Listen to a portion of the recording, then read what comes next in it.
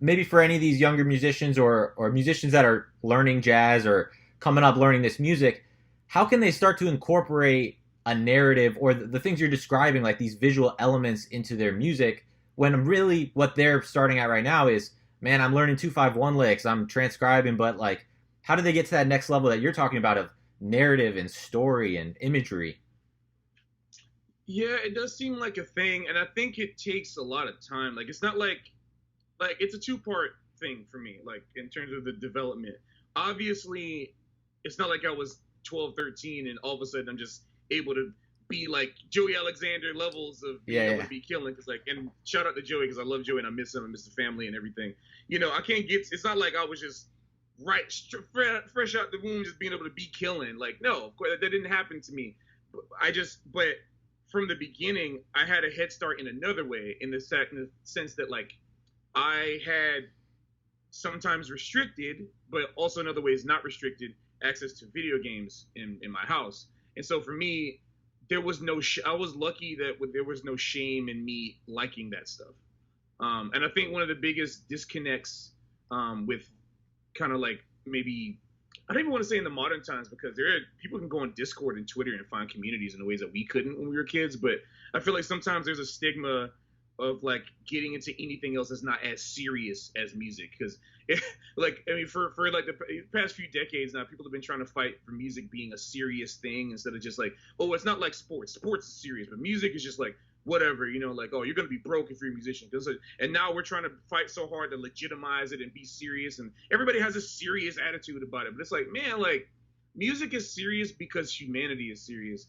You don't have to make it seem like this, and it's such an American concept. Like I feel like this is something that mostly Americans have to struggle with because in other parts of the world, you have artists that are like in like the government. You have like you know you have you have artists that are like protected, but you know what I'm saying, like, but in America, it seems like to be this thing where like you know if you're a jazz musician, you have to seem more serious. Like there has to be this vibe where like you got to be serious, and I hope people like hear this part of the interview because it's like I think this is something that um all of us struggle with at some level, like trying to prove legitimacy to our parents, trying to prove legitimacy to our friends, or try just to our even to our teachers, or even to anybody. And I think that once you step away from that, then you unlock the first key to being able to incorporate visual into your music or narrative into your music without even having to be killing. And that's having the acceptance that whatever you're into is okay to be into. You know what I'm saying? Like you can have other interests and you should. And if you just allow those to speak out, and instead of having them be separate from your artistic expression because it's all art,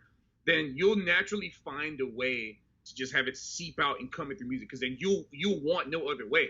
Because for me, it wasn't a thing where I was trying my hardest to be like, okay, what individual theoretical elements from this book can help me to express this line of such as no, that comes over time. Like that right there is a thing that you can't just look at a book of theory. You can't look at Jerry Coker's patterns and then immediately synthesize them in a day. Like you have to like it takes time of practicing it a lot, like for years to Mm-hmm. not think about it anymore. So that is not something what you have to worry about. And if you rush that, you will be in danger.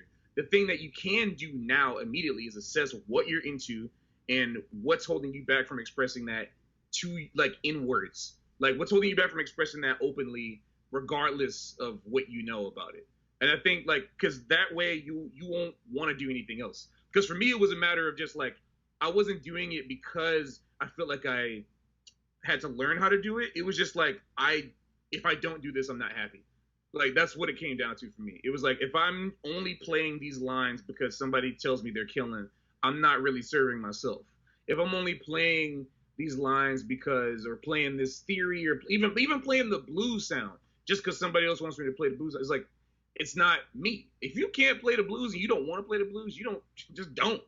You know, just don't do it because you're going to be doing yourself and everybody else around you a grave disservice. And there's a lot of people that are fronting the blues. Like I grew up with, you know, my grandmother, you know, when she, you know, from when I was in South Florida, it's y'all from South, you know, Hollywood, Florida. Mm-hmm.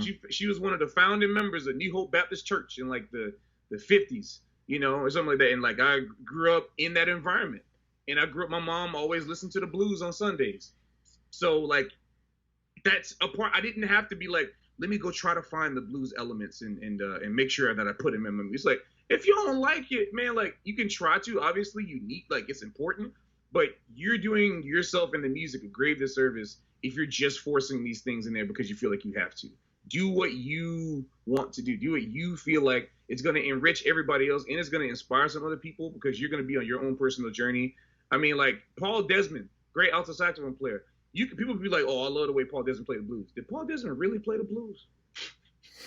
I'm about to anger a lot of different people right now. I'm talking about. Just because Paul Desmond played, it's like that sounds killing, and I think that feels really good.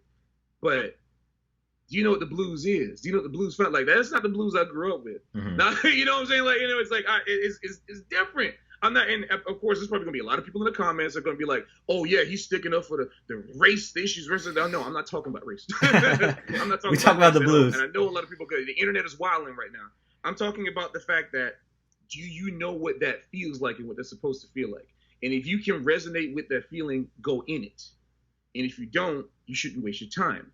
So my thing in this long-winded explanation about, or elaboration about, imagery and narrative, it really just comes down to you assessing what it is about yourself that you want to put into it. And so I think we just have to be careful with talking about what people need to do and what they should do, because like the only things that we talk about people should and need to be doing should be related to like health and musical health and mental health. And narrative and music is important to me. Mm-hmm. It might not be important to some other people. I haven't really talked about this with a lot of other people before, but every time I do, it might be interesting, but it might not be where their head is. And I think that's okay as long as you're being honest and you understand what good music sounds like.